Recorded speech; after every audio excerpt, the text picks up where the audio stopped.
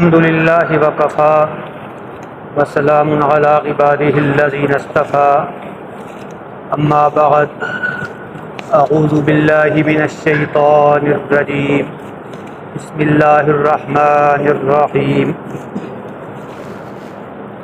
الحمد للہ الذی خلق السماوات والارض وجعل الظلمات والنور ثم الذین کفروا بربهم يعدلون هو الذي خلقكم من طين ثم قضى أجلا وأجل مسمى عنده ثم أنتم تمترون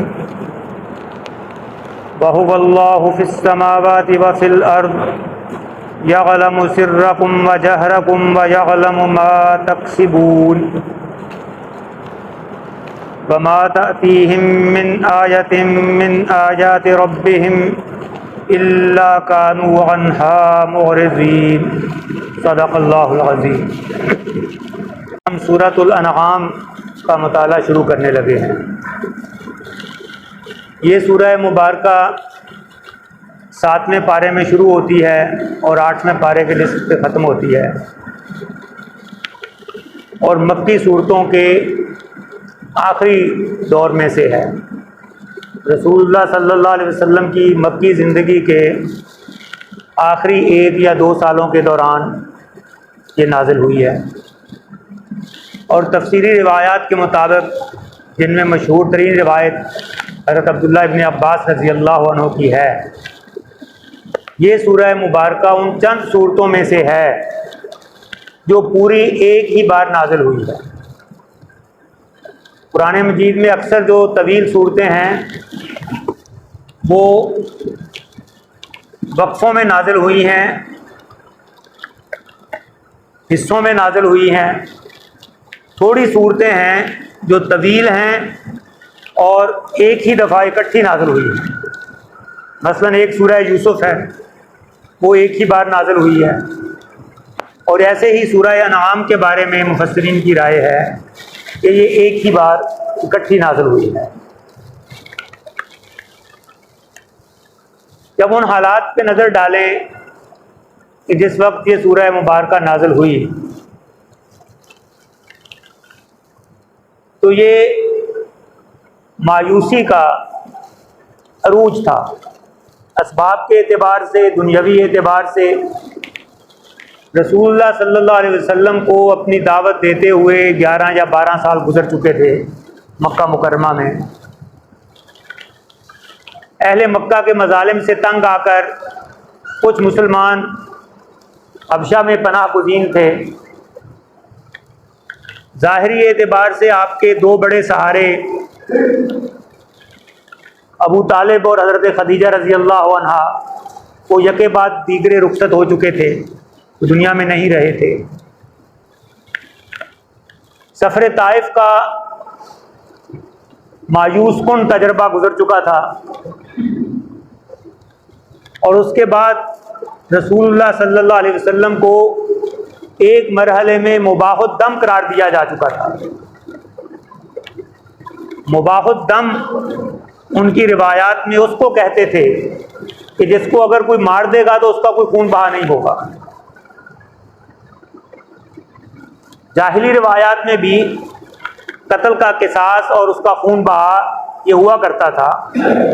مثلا اس زمانے میں انسانی جان کی قیمت 100 اونٹ قرار دی گئی تھی کہ مقتول کے ورثاء کو قاتل کا قبیلہ 100 اونٹ یا اس کی قیمت ادا کرے گا، یہ اس کا قصاص ہوتا تھا یا دیت ہوتی تھی اس کی۔ لیکن جس آدمی کو بے یار و مددگار سمجھ لیا جاتا تھا کہ اس کی پشت پہ کوئی قبیلہ نہیں ہے، کوئی بڑی طاقت نہیں ہے جو اس کی دیت کا یا اس کے قصاص کا مطالبہ کرے گی، تو اس کے بارے میں اعلان کر دیا جاتا تھا کہ اس کو اگر کوئی قتل کر دے گا تو اس کا کوئی مطالبہ نہیں ہوگا۔ اور رسول اللہ صلی اللہ علیہ وسلم جیسی عظیم ہستی، انسانیت میں سب سے افضل ہستی، ان کے لیے یہ اعلان ہو چکا تھا کہ معاذ اللہ اگر آپ کو کوئی قتل کر دیتا ہے تو کوئی اس کا دعوے دار نہیں ہوگا کہ اس کی کوئی دیت دی جائے۔ چنانچہ سفر طائف سے جب آپ واپس آئے ہیں، مکہ میں داخل ہوئے ہیں، تو آپ باقاعدہ کسی کی پناہ ڈھونڈ کر واپس ہوئے۔ مکہ میں داخلہ آپ کا کسی کی پناہ میں آ کر ہوا ہے، مطعم بن عدی کی پناہ میں آئے ہیں آپ۔ حالانکہ مکہ تو آپ کا آبائی شہر تھا، وہیں پہ آپ پیدا ہوئے، وہاں کے وہ شہری تھے، وہاں آنے کے لیے آپ کو کیا ضرورت تھی کہ آپ کسی کی پناہ ڈھونڈ رہے ہیں؟ آپ کے ساتھ چند نامور اور اثر و رسوخ والی ہستیاں تھیں، جن میں حضرت ابوبکر صدیق رضی اللہ عنہ، حضرت عثمان غنی رضی اللہ عنہ۔ یہ وہ لوگ تھے کہ جو معاشرے میں کوئی اثر و رسوخ رکھتے تھے، جن کا مقام تھا۔ باقی زیادہ تر لوگ وہ معاشرے کا پسماندہ گروہ تھا جو آپ کے ساتھ تھا، دنیاوی اعتبار سے کمزور لوگوں کا گروہ تھا، لیکن وہ اپنے دین پر ڈٹے ہوئے تھے۔ نہ صرف ڈٹے ہوئے تھے، اوروں کو دعوت دے رہے تھے، لوگوں کو اس دین میں داخل ہونے کے لیے بلا رہے تھے۔ باقاعدہ ایک تحریک کی سی شکل تھی، جیسا آپ کے ملک میں یا دنیا کے اکثر جمہوری ممالک میں جب الیکشن قریب آتے ہیں تو پورے ملک میں ایک تحریک کا ماحول پیدا ہو جاتا ہے، مختلف لوگ حرکت میں آ جاتے ہیں۔ تو مسلمان جیسے بھی تھے وہ ایک تحریک کی حالت میں تھے، وہ حرکت میں تھے، وہ آرام سے نہیں بیٹھے ہوئے تھے۔ ان کے دشمن بھی سرگرم عمل تھے، وہ بھی سرگرم عمل تھے۔ یہ وہ صورتحال ہے جو کسی شاعر کے الفاظ میں یوں بیان کی جا سکتی ہے کہ کشا کشے دریا ہے دیدنی کوثر، الجھ رہے ہیں زمانے سے چند دیوانے۔ پورا زمانہ خلاف ہے اور وہ زمانے سے الجھ رہے ہیں، اس کے خلاف ڈٹے ہوئے ہیں۔ ان حالات میں یہ سورہ مبارکہ نازل ہوئی، اور اس کو پڑھتے ہوئے آپ یہ محسوس کریں گے اس کے مطالعے کے دوران کہ اس میں کہیں کوئی مفاہمت، کوئی جھول، کوئی جھکنے کی ترغیب یا حالات کے مطابق کوئی سمجھوتا کر کے راہ نکال لیں، کہیں نہیں ہے۔ ایک عزیمت کا انداز ہے، اپنے موقف پر ڈٹے رہنے کی ترغیب ہے۔ توحید اور رسالت اور آخرت کا وہی اعلانیہ بیان ہے کہ جو حق ہے، اس میں کہیں پہ کوئی اس کے اندر تبدیلی، ترمیم وہ قبول نہیں کی گئی کہ حالات مشکل ہیں تو تھوڑا سا اپنا طرز عمل بدل لیا جائے، کچھ نرمی دکھا لی جائے، شاید لوگ مان جائیں۔ ایسی کوئی بات نہیں ہے، اپنے موقف پر استقامت ہے۔ یہ اس پوری سورہ مبارکہ میں نظر آئے گی۔ چنانچہ آغاز ہوتا ہے توحید کے مضمون سے، الحمدللہ الذی خلق السماوات والارض۔ تمام تعریف اس اللہ ہی کے لیے ہے جس نے آسمانوں اور زمین کو پیدا کیا۔ وجعل الظلمات والنور، جس نے بنایا تاریکیوں کو اور اجالے کو، اندھیرے اور اجالا یہ اسی نے بنائے ہیں۔ ثم الذین کفروا بربہم یعدلون، اس کے باوجود پھر جن لوگوں نے کفر کیا ہے وہ اوروں کو اللہ کے برابر کر رہے ہیں۔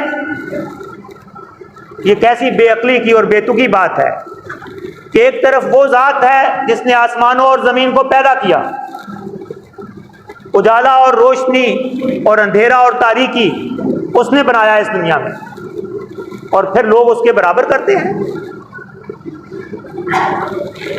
مشرکین مکہ، ان کا شرک وہ اس انداز کا نہیں تھا جیسا بعض آج کل کے دہریے ہیں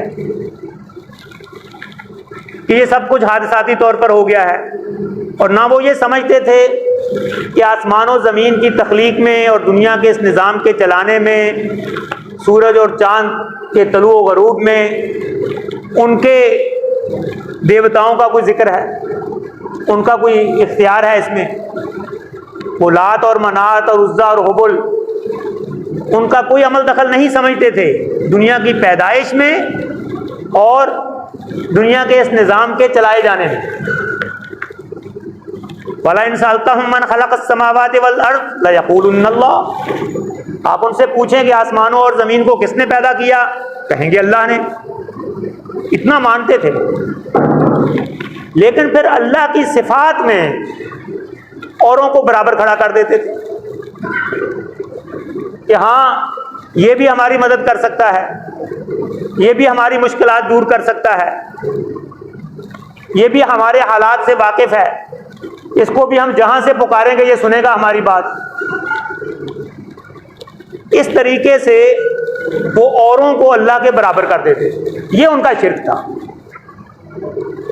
اور اسی پر یہاں تنقید ہو رہی ہے۔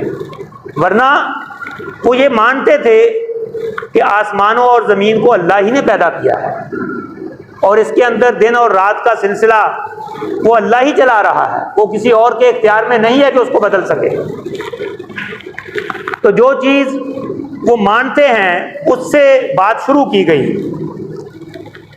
کہ تمام تعریف اس اللہ ہی کے لیے ہے جس نے آسمانوں اور زمین کو پیدا کیا اور تاریکیوں کو اور اجالے کو بنایا، اور پھر جنہوں نے کفر کیا وہ اپنے رب کے ساتھ پھر ان کو زیادہ متوجہ کرنے کے لیے بے ربہم کہا گیا، اپنے رب کے ساتھ دوسروں کو برابر کرتے، ان کو توجہ دلائی گئی کہ وہ ذات جس کی بات ہو رہی ہے، جس کی توحید کی طرف بلایا جا رہا ہے، وہ ان کا بھی رب ہے، وہ اکیلے مسلمانوں کا رب نہیں ہے،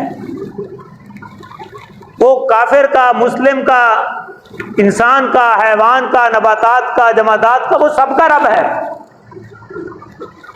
اگر وہ ایسا کر رہے ہیں تو وہ اپنے ہی رب کے ساتھ دوسروں کو کھڑا کر رہے ہیں، وہ ان کا بھی رب ہے، ان کو بھی اسی نے پیدا کیا، ان کی ضروریات بھی وہی پورا کر رہا ہے۔ بِرَبِّهِمْ يَعْدِلُونَ۔ اور دوسری قابل غور بات کیا ہے کہ اس نے بنائی تاریکیاں اور روشنی اور اجالا۔ آپ جانتے ہیں کہ ظلمت اندھیرے کو، تاریکی کو کہتے ہیں، اور اس کی جمع ہے ظلمات، زیادہ اندھیرے، زیادہ تاریکیاں۔ نور روشنی کو کہتے ہیں، اور اس کی جمع بھی موجود ہے، انوار۔ لیکن یہاں ظلمات جمع کے طور پہ استعمال ہوا ہے اور نور واحد کے طور پہ استعمال ہوا، حالانکہ انوار بھی ہو سکتا تھا۔ اور صرف یہی نہیں، پورے قرآن میں جہاں کہیں بھی یہ بات بیان ہوئی ہے وہاں تاریکیاں جمع کے طور پہ ذکر ہوئی ہیں اور اجالا واحد کے طور پہ۔ یہ استعارہ ہے گمراہی اور ہدایت سے۔ تاریکی سے مراد گمراہی۔ گمراہ شخص کون ہوتا ہے؟ جس نے اپنا راستہ کھو دیا ہو، جو اصل راستہ جس پہ چلنا تھا وہ اس کو نہیں مل رہا۔ تو اندھیرے میں بھی ایسا ہوتا ہے، آپ کو روشنی کی ضرورت پڑتی ہے کہ آپ صحیح راہ پہ چل پڑیں، تو گمراہی کو اندھیرا کہا گیا۔ روشنی میں آدمی اپنا راستہ دیکھ سکتا ہے اور صحیح راہ پہ چل سکتا ہے، تو ہدایت کو روشنی کہا گیا۔ مراد اس سے اس طرف اشارہ کرنا ہے کہ گمراہیاں ایک سے زیادہ ہوتی ہیں، لیکن ہدایت کی راہ وہ ایک ہی ہوتی ہے، صراط مستقیم۔ راہ ہدایت وہ ایک ہی ہے اجمالی طور پر، جبکہ گمراہیاں اپنی اصل کے اعتبار سے بھی کئی ہیں۔ راہ ہدایت میں جزیات میں، فروعات میں اختلاف ممکن ہے، لیکن اپنی اصل کے اعتبار سے ہدایت ایک ہی ہوتی ہے، اس کے اصول وہی ہوتے ہیں۔ گمراہیاں اصولاً بھی متعدد ہوتی ہیں۔ آپ دیکھ لیں، اعتقاد کی گمراہیاں دیکھ لیں، کہیں دہریت کا عقیدہ ہے کہ یہ کائنات از خود پیدا ہو گئی، یہ ایک اصول ہے گمراہی کا، اس کا کوئی بنانے والا نہیں ہے۔ از خود وجود میں آ گئی کسی حادثے کے نتیجے میں، اور از خود چلی جا رہی ہے، خود کار سسٹم اس کے اندر فٹ ہے اور اس کے مطابق چل رہی ہے۔ بھائی دنیا کا کوئی خود کار سسٹم وہ بھی از خود تو نہیں بن جاتا، وہ بھی تو کوئی بناتا ہے اور اس کو چالو کرتا ہے۔ خود کار مشینیں، خود کار گاڑیاں سن رہے ہیں کہ آنے والی ہیں، دنیا میں آ چکی ہیں، جو بغیر ڈرائیور کے چلیں گے، لیکن وہ کسی نے بنائی ہیں تو بنی ہیں، وہ ویسے ہی تو نہیں سامنے آ گئی، زمین سے اگ تو نہیں آئی۔ تو بہرحال یہ ایک گمراہی کا اصل ہے، گمراہی کا اصول ہے۔ پھر دوسرا وہی جو کفار مکہ کا تھا کہ اللہ اور اس کے اللہ کو تو ماننا،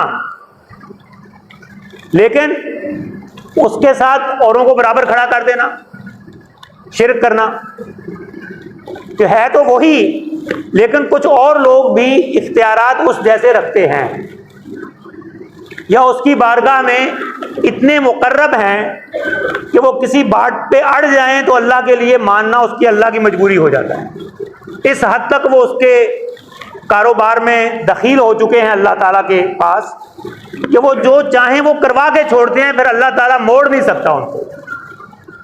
اللہ کا کوئی اتنا مقرب نہیں ہے۔ یہ گمراہی کی ایک شکل ہے۔ پھر چلو توحید کو مان لیا، آخرت کا انکار کر دیا کہ ہم مٹی ہو جائیں گے، ریزہ ریزہ ہو جائیں گے، دوبارہ کون اٹھائے گا؟ یہ گمراہی کی ایک اور شکل ہے۔ پھر عملی گمراہیاں ہیں کہ جو مرضی کر لو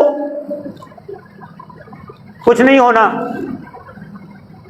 یہ مانتے ہوئے بھی کہ آخرت کا ایک دن ہے، زبان سے اقرار کر لیا، لیکن عمل اس بات کی گواہی دیتا ہے کہ یہ بات سرسری سی بات ہے، دل میں اتری ہوئی بات نہیں ہے۔ اگر دل میں یہ بات اتری ہوئی ہو کہ میں نے اپنے ہر کیے کا حساب دینا ہے تو پھر وہ کام غلط نہیں ہو سکتا۔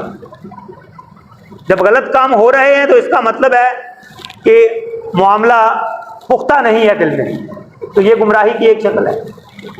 تو گمراہیاں کئی شکلوں کی ہوتی ہیں، ان کے اصول بھی کئی ہیں، ان کی عملی شکلیں بھی کئی ہیں، جبکہ راہ ہدایت وہ ہمیشہ سے ایک ہی ہے اپنے اصول کے اعتبار سے۔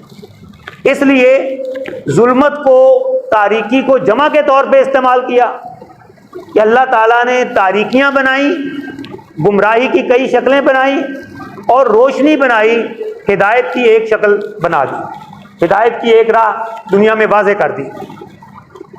لیکن پھر بھی یہ کافر لوگ اپنے ہی رب کے ساتھ اوروں کو برابر کر رہے ہیں، حالانکہ ان کے پیدا کرنے میں، ان کو پالنے میں، ان کو بڑا کرنے میں اور کوئی شریک نہیں ہے، تو پھر بندگی میں اس کے برابر کھڑا کر دیتے ہیں کہ جو بندگی اس کی کرنی چاہیے تھی اوروں کی کر رہے ہیں۔ وَالَّذِي خَلَقَكُم مِّن طِينٍ، یہ وہی ذات ہے، اب اس اللہ کا مزید تعارف ہو رہا ہے، جس نے تم کو بنایا مٹی سے، ثُمَّ قَضَىٰ أَجَلًا، پھر ایک میعاد مقرر کر دی، ایک وقت مقرر کر دیا۔ انسان کا جو مادی وجود ہے، اس کے تمام اجزاء وہ زمین سے اور مٹی سے آئے ہیں اور کہیں سے نہیں آئے۔ تو اس نے تمہیں مٹی سے بنایا، لیکن اس کے عمل تخلیق کے نتیجے میں ایک بالکل ہی نئی اور مختلف چیز بن گئی، جس کے بارے میں یہ باور کرنا مشکل ہے کہ یہ اس مٹی سے بنی ہوئی ہے۔ اور پھر اس کے لیے ایک اندازہ، ایک وقت مقرر کر دیا، ثم قضا اجلا۔ یہ وقت مقرر کیا ہے؟ یہ ہر شخص کی زندگی کا وقفہ، اس کی موت کا وقت مقرر کر دیا۔ ہر شخص کے لیے ایک وقت مقرر ہے، اس وقت کے بعد وہ دنیا میں نہیں رہ سکتا، اس پر موت طاری ہو جانی ہوتی ہے۔ یہ تو ہے انفرادی سطح کا معاملہ۔ آگے پھر یہ واضح کر دیا کہ اللہ کا جو قانون ایک فرد کی زندگی میں جاری ہے وہی قانون اس پوری کائنات پر بھی حاوی ہے۔ اگر ہر فرد کے لیے ایک وقت مقرر ہے کہ اس کے بعد وہ باقی نہیں رہ سکتا ہے اس دنیا میں، تو اس پوری کائنات کا بھی ایک وقت مقرر ہے جس کے بعد یہ کائنات نہیں رہے گی۔ جو اصول جز کے لیے ہے وہی اصول کل کے لیے ہے۔ جز میں اس اصول کی کار فرمائی تم اپنی آنکھوں سے دیکھتے ہو، تم یہ تو نہیں جانتے کہ تمہارا وہ وقت مقرر کب آنا ہے، لیکن اس سے انکار نہیں کر سکتے کہ وہ آنا ہے، اس لیے کہ اپنے ہی جیسے انسانوں کو تم جاتا ہوا دیکھ رہے ہو۔ وَأَجَلٌ مُّسَمًّى عِندَهُ، اس پوری دنیا کا، اس پوری کائنات کا بھی ایک وقت مقرر ہے اللہ کے ہاں۔ ثُمَّ أَنتُمْ تَمْتَرُونَ، پھر تم ہو کہ اس میں بھی شک شبے ڈالتے ہو، اس معاملے میں شکوک و شبہات میں مبتلا ہو جاتے ہو۔ تو یہ اللہ تعالیٰ کی توحید، اور پھر اسی توحید کے بیان میں سے آخرت کا مضمون بیان کر دیا کہ جس طرح اس کائنات کے اجزاء پر موت طاری ہوتی ہے وہ تم دیکھتے رہتے ہو، انسانوں میں، حیوانوں میں، نباتات میں زندگی اور موت کا مشاہدہ تم کرتے رہتے ہو، ایسے ہی اس کائنات کا ایک وقت مقرر ہے جس کے بعد یہ فنا ہو جائے گی، اور اس کے بعد پھر اللہ تعالیٰ دوبارہ لوگوں کو زندہ کریں گے اور جزا اور سزا کا معاملہ ہوگا۔ اس کے بعد کا مطالعہ آئندہ کریں گے۔ وآخر دعوانا الحمدللہ رب العالمین۔